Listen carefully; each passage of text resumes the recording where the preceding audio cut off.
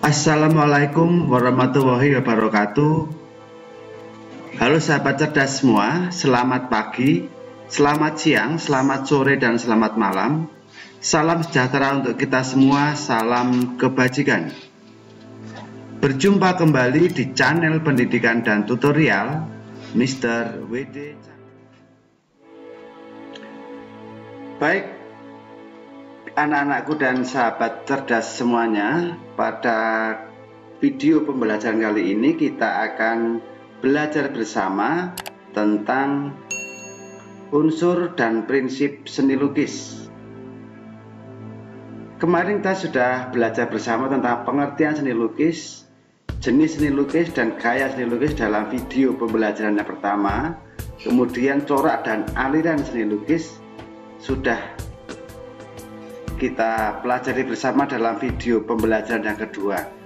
Pada video pembelajaran yang ketiga ini kita akan membahas tentang unsur dan prinsip seni lukis. Mari kita langsung masuk aja pada materi pembelajaran ini, yaitu yang pertama adalah unsur seni lukis. Seperti sudah kita ketahui bahwa unsur-unsur seni lukis atau seni rupa itu dapat dibedakan menjadi beberapa unsur. Yang pertama adalah titik, yang kedua garis, yang ketiga itu adalah bidang, kemudian yang keempat bentuk, yang kelima itu ruang, yang keenam warna, yang ketujuh tekstur, dan yang kedelapan adalah gelap terang. Oke, mari kita bahas satu persatu. Unsur yang pertama dalam seni rupa adalah unsur titik. Titik adalah unsur seni rupa yang paling dasar. Titik dapat melahirkan suatu wujud dari ide-ide atau gagasan yang kemudian akan melahirkan garis, bentuk, ataupun bidang. Teknik lukisan yang menggunakan kombinasi berbagai variasi ukuran dan warna titik dikenal dengan sebutan pointillisme. Ini adalah contoh dari titik-titik. Dari titik itu ada yang kecil, ada yang besar, dan seterusnya. Oke, itu yang pertama, unsur yang pertama. Kemudian unsur yang kedua itu adalah garis. Menurut jenisnya, garis dapat dibedakan menjadi garis lurus, lengkung, panjang, pendek, horizontal, vertikal, diagonal, berombak, putus-putus, patah-patah, spiral, dan lain-lain. Kesan yang ditimbulkan dari macam-macam garis dapat berbeda-beda. Misalnya, garis lurus berkesan tegak dan keras. Garis lengkung berkesan lembut dan lentur, sedangkan garis patah-patah terkesan kaku, dan garis spiral berkesan lentur.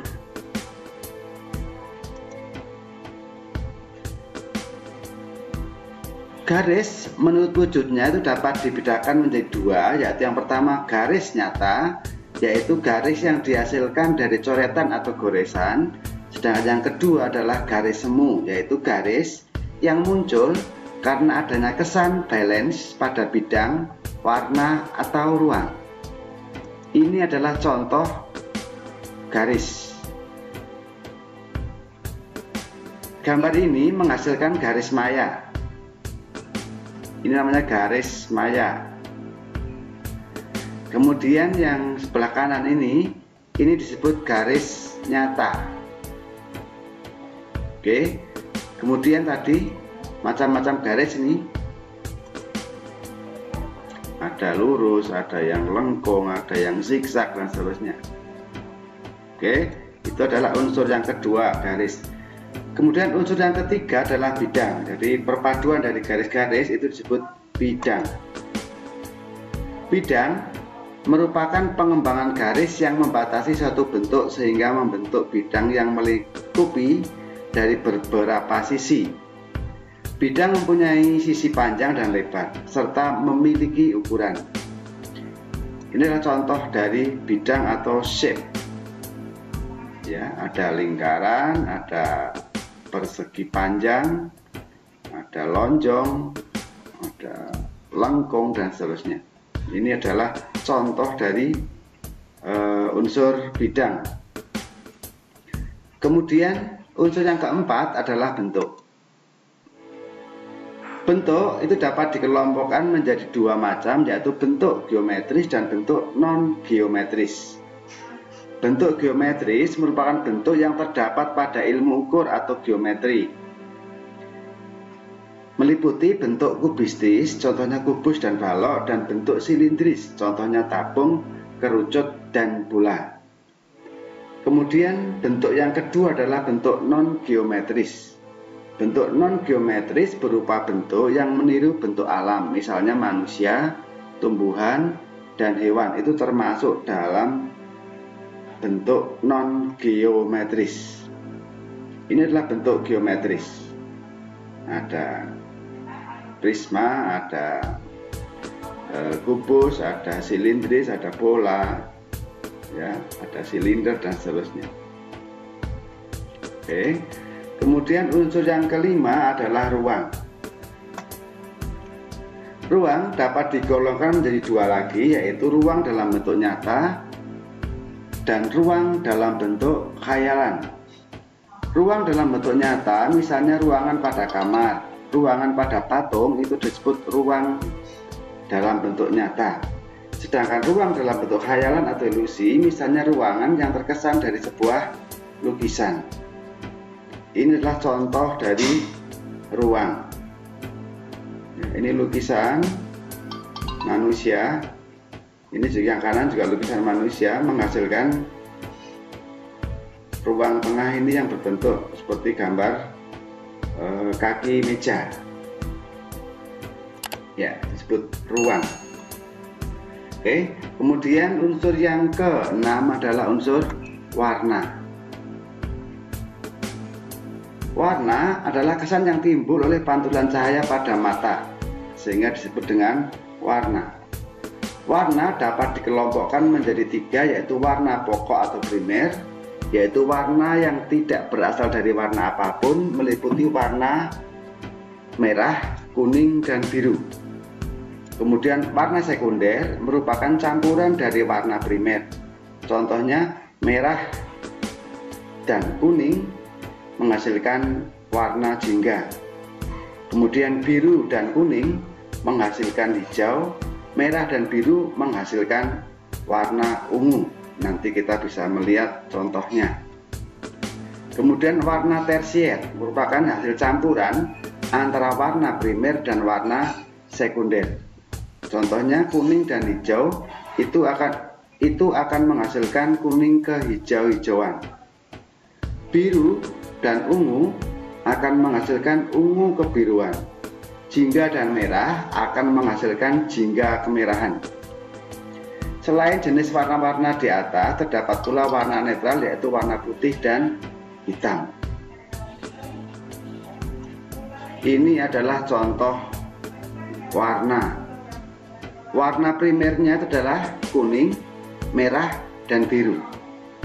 Warna sekunder adalah perpaduan dari warna primer, kuning dan biru menjadi hijau, kuning dan merah menjadi oranye, merah dan biru menjadi violet. Sedangkan warna tersier itu perpaduan dari warna primer dan warna sekunder. Contohnya kuning dengan hijau menjadi kuning hijau, kuning orange menjadi kuning orange, merah dan oranye menjadi merah oranye, biru dan hijau menjadi biru hijau, dan seterusnya. Oke, itu adalah unsur warna. Kemudian kita masuk pada unsur yang ke-7 adalah unsur tekstur. Tekstur adalah sifat dan keadaan suatu permukaan bidang atau permukaan benda pada sebuah karya seni rupa. Setiap benda itu mempunyai sifat permukaan yang berbeda. Tekstur dibedakan menjadi tekstur nyata dan tekstur semu. Tekstur nyata adalah nilai raba yang sama antara penglihatan dan rabaan. Sedangkan tekstur semu adalah kesan yang berbeda antara penglihatan dan perabaan. Ini adalah contoh-contoh tekstur. Ada kesannya keras, kesannya halus, dan seterusnya.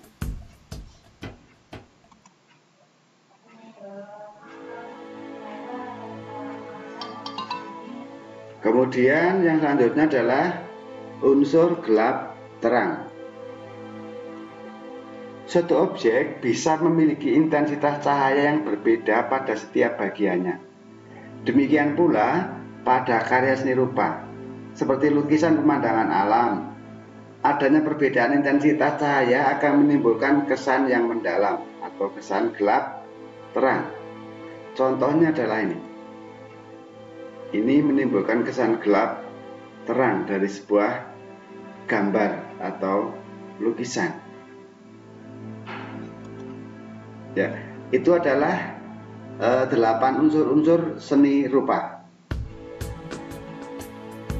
Sekarang kita masuk lagi, kita lanjutkan pada prinsip-prinsip seni rupa atau prinsip-prinsip seni lukis.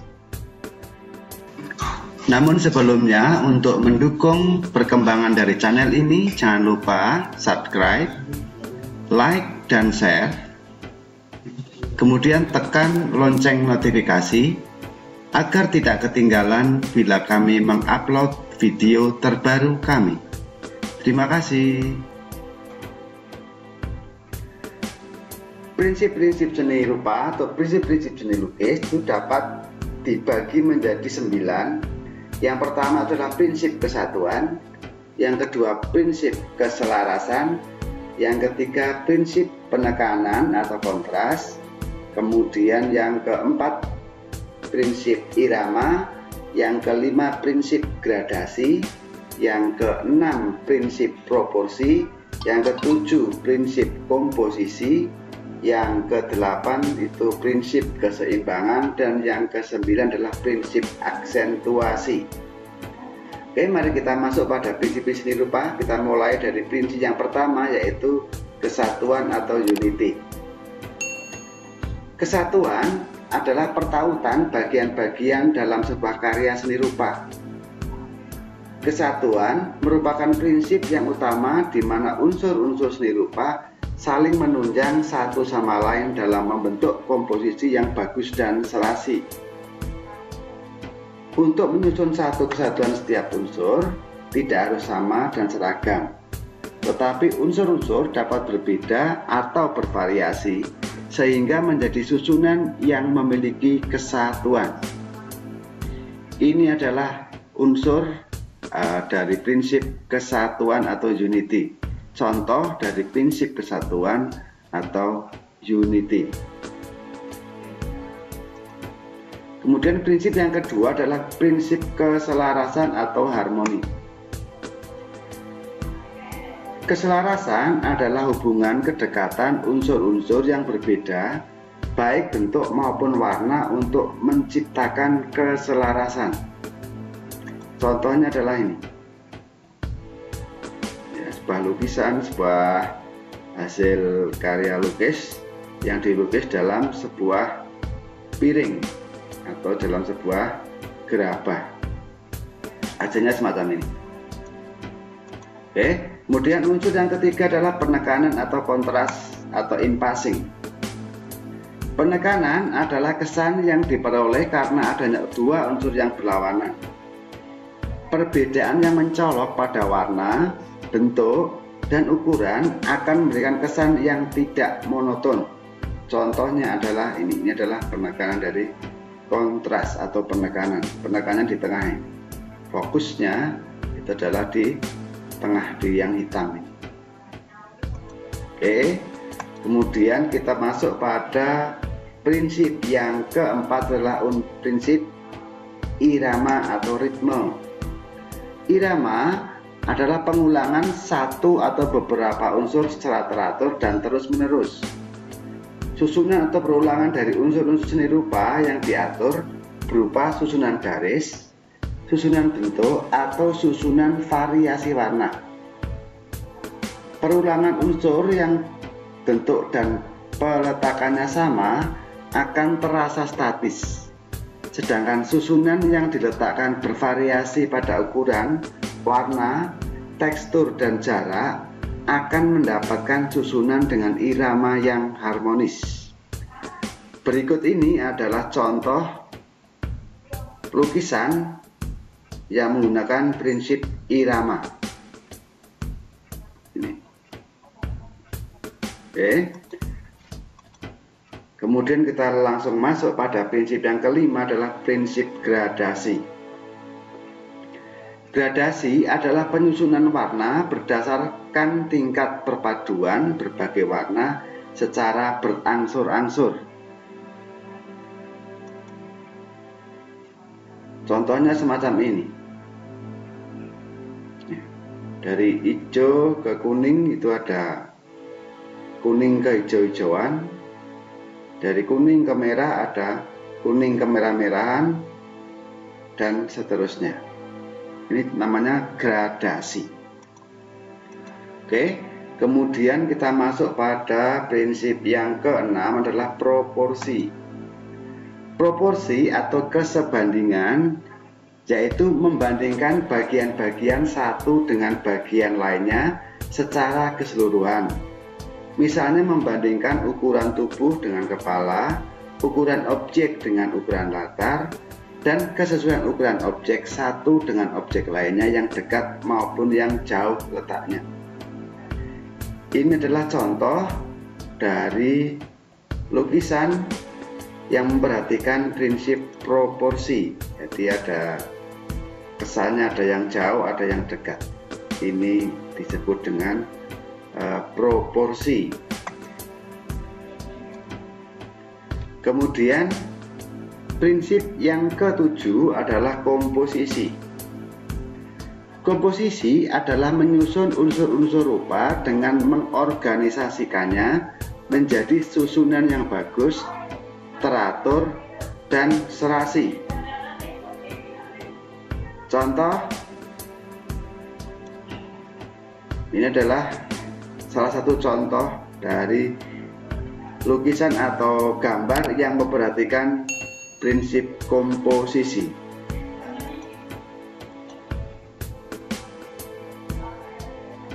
Kedelapan adalah keseimbangan.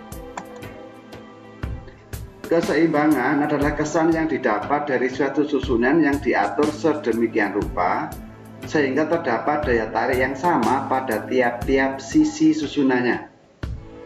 Contohnya adalah ini. Ini adalah keseimbangan atau balance. Balancing dari suatu karya seni lukis. Oke. Kemudian yang terakhir itu adalah aksentuasi. Aksentuasi adalah unsur yang sangat menonjol atau berbeda dengan unsur-unsur yang ada di sekitarnya. Contohnya adalah semacam ini. Ini disebut aksentuasi. Ya, jadi ada unsur yang berbeda yang sangat menonjol dari unsur-unsur yang ada di sekitarnya. Ini. Ya, jadi untuk video pembelajaran yang ketiga ini saya cukupkan sampai di sini. Kita ketemu lagi dalam video pembelajaran yang selanjutnya. Oke, terima kasih atas perhatiannya. Wassalamualaikum warahmatullahi wabarakatuh.